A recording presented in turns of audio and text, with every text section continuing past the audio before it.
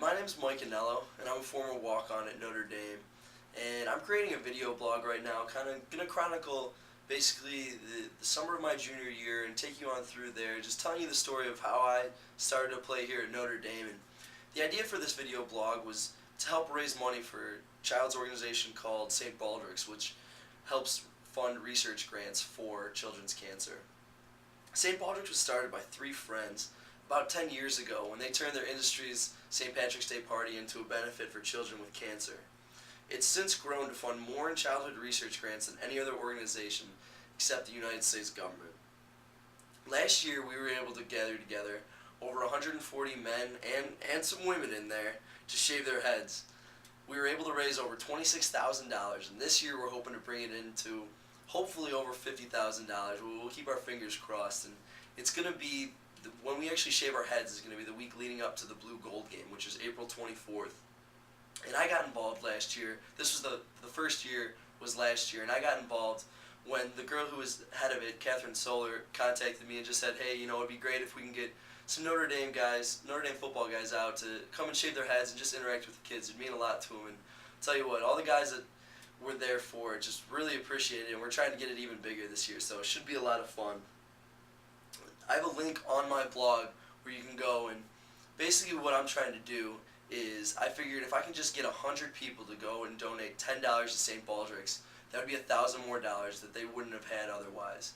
And so if you just follow the link on my blog to donate to St. Baldrick's, we can kind of keep an eye, or we can kind of keep tabs on how much we've generated Notre Dame itself to give to St. Baldrick's.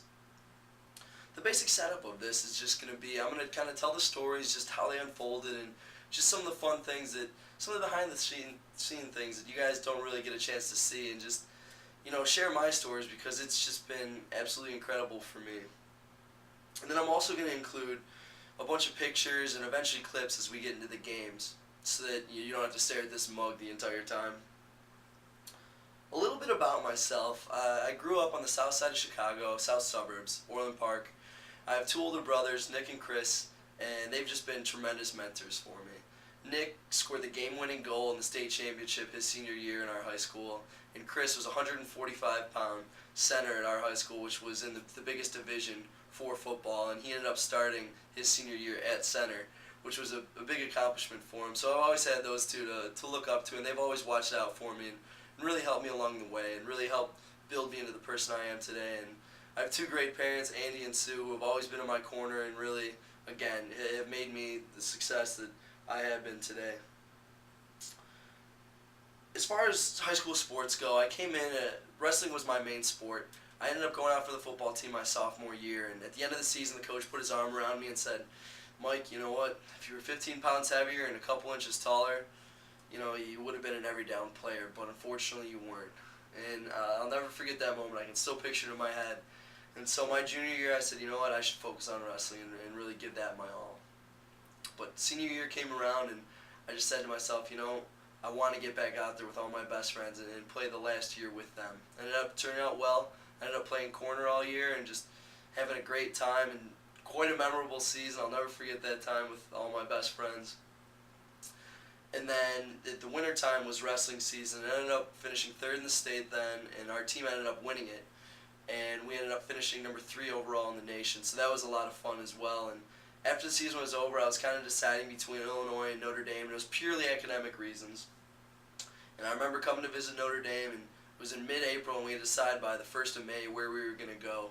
And I was pretty set on going to University of Illinois, and I was walking through Dillon Hall, and one of the janitors stopped me, and we just had a 2-minute conversation. But I remember walking away from that conversation and just thinking, the way the students must treat everyone here, and just this conversation really represents what this community is all about. And from then on, it was Notre Dame, no question. And so once I decided on Notre Dame, I remember sitting in the morning with my football coach, just talking to him, and I was like, you know what, I'm going to try walking on a Notre Dame football team. And at worst, I don't make it, but I kept myself in shape for another 8 months. And at best, I make it, and we see what happens from there. And so that's kind of how everything started for me, and how basically the dream began. So I hope you guys enjoy this, and as I said, if you enjoy this and you have the ability to, I'd really appreciate it if you could go to the link on my blog and donate to St. Baldrick's. It's really a special organization, and the kids that came out last year just had the biggest smiles on their faces, and I give them credit because they're going through tough times. And anytime I was struggling, I thought of them and the struggles that they have, and they're tremendous kids. So thank you guys very much, and I hope you guys enjoy. Take care.